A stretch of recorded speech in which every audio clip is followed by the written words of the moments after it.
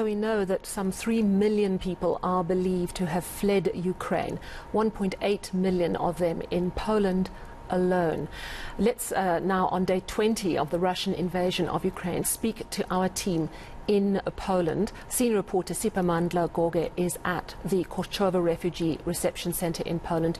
He joins us now. So a very emotional time, Siphamandla. I know you've been witnessing this since you arrived. Just give us the latest on how people are doing and how much more Polish authorities can do to accommodate the stream that doesn't seem to be letting up of people. Well, it continues to be very emotional here at Korchova. This is a refugee center.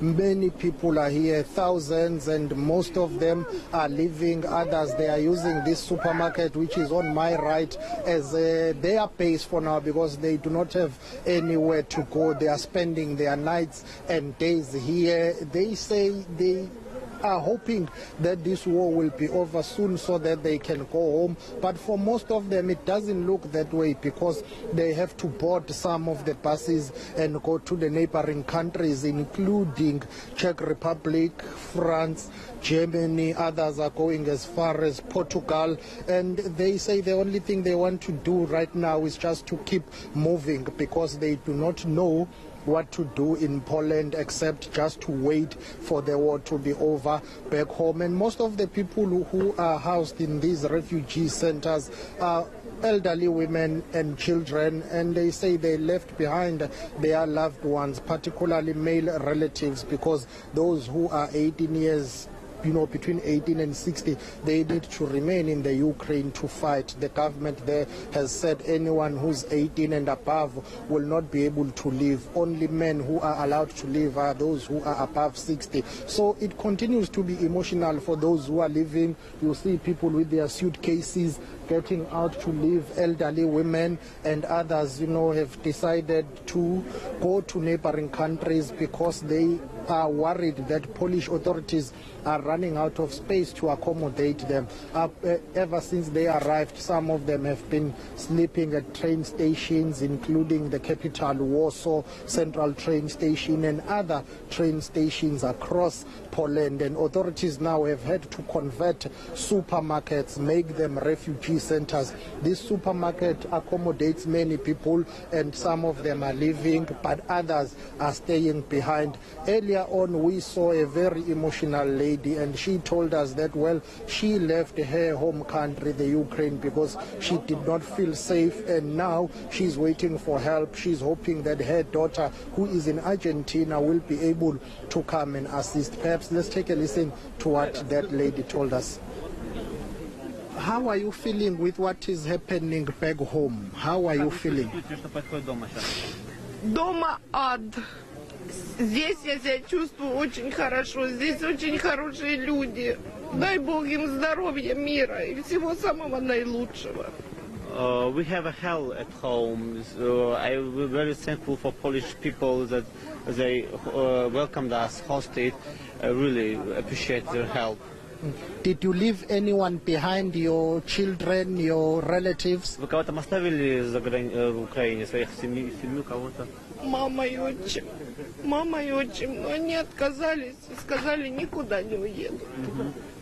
I left my parents over there. They refused to come with us.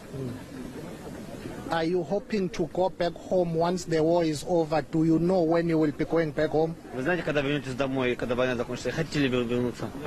Да, я люблю свой город, я люблю Украину, но вы знаете, возвращаться некуда. Все разбомбили. Квартиры нет, ничего нет. Кто его знает куда. Я понял. I really love my country, I love my city, Kharkiv, but I don't know where I have to go back because Russians bombed all my house, they destroyed, there is no place to go back. I don't know what's happening next.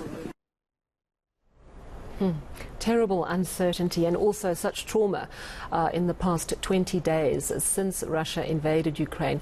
Sipa, the fact that people are still streaming across the border, does that mean these humanitarian corridors are actually working or are they patchy at best?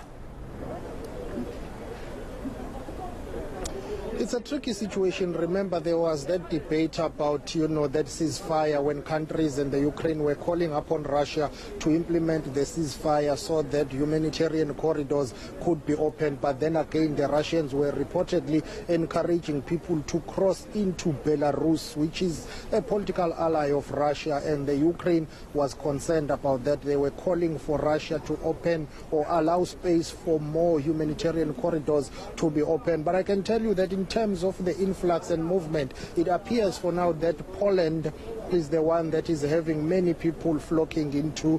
I'm talking about 1.8 million people who have been confirmed by the United Nations to have crossed into Poland, and Romania has accepted about 453,000 refugees, Republic of Moldova 337,000 people, Hungary 263. Those are some of the countries that have accepted people, but some of them will come to Poland and go to Czech Republic. My colleague Joko will show you these buses that are lined up here.